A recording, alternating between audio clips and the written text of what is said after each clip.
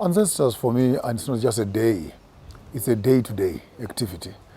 Ancestors Day would be speaking to, do I understand myself as an African as to what roots am I planted on? Maybe even before we talk about the roots, what kind of a tree am I?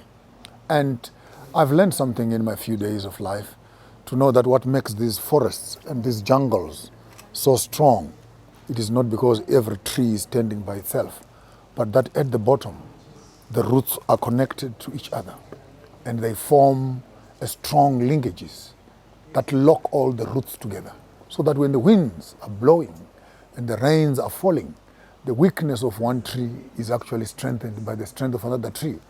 As Africans, if we understood how nature functions, we may be able to understand also how we function.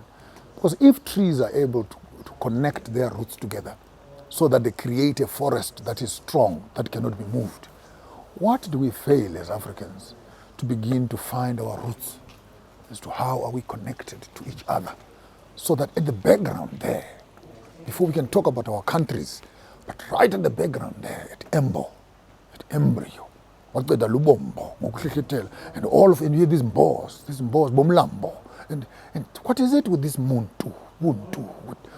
So we need to find these roots, and such days must work not only as cosmetic days, but proper academic days where proper lectures must be given, educational programs, TV programs, radio programs, written pages and conversations, dramas and etc. I have nothing wrong and I have nothing to criticize of our media spaces, our popular soapies that are running on the stations, which will only spend lots of time to portray and show Africans either as witches or as thieves or as taxi drivers or as thugs that are running a kasi. Africans are only always portrayed on the negative side. Ancestral Day for me speaks of us celebrating our history, owning our time, and re-establishing ourselves. If whites can establish and enjoy their queen and king the way they did with our gold and our silver and our diamonds, and the whole world, 49, 60 million people will be watching some white men who killed our ancestors and butchered us. And we're all sentimental about the king and queen. The question is, what has happened to our roots? The educational system that people have consumed, which makes them educated, and then they speak lots of English and they end up in parliament, doesn't mean that they are educated. Some people have gone to school, but school has not gone through them. They go there to represent themselves, and they go there to represent the information which they have been indoctrinated with. So they go to universities, and for the next 4 or 5 years, you are studying William Shakespeare, you're studying Charlemagne, you're studying the Bolsheviks' war, you're studying United Nations issues, you're studying China, the Genghis Khans, and etc. You come back and you have not even started to study and understand yourself. How dare you, as an African, do you go to university and you still don't know what is underneath your house? Children in Kuruman, children in Kimberley, whose houses are sitting on top of diamond mines, and they are told to study who killed Julius Caesar.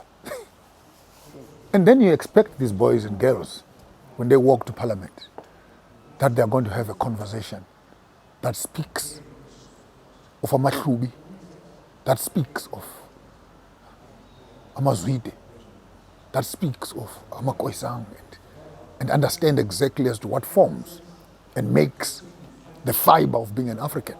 You go to our African books, the only time you hear an African appearing is after the arrival of Van Riebeeck. That's where the African story must begin. So apparently before they arrived, there's nothing. You woke up in all social medias, the question you're being asked, before the white people came, what did we believe in? So what was, because there's no information whatsoever.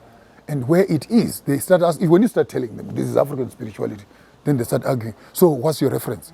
Where do you get that from? So they want me to go back again to the same white men who colonized us, to go and find information, to teach you. You think that the white men will have preserved this information when they knew that this will empower you? It takes an awakening. So your parliaments, yes, they're beautiful buildings, but I'm sorry that the contents of those buildings are not equivalent to the cosmetics of those buildings. And when the faces are beautiful, when the faces are beautiful and the software is not working, the hardwares will always suffer. What am I saying?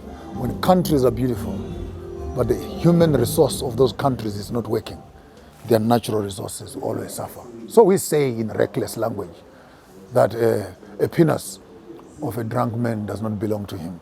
It belongs to the one who is sober. So it means that when you are drunk, whether with politics or with religion or with education, and you are drunk with it, even what you are does not belong to you.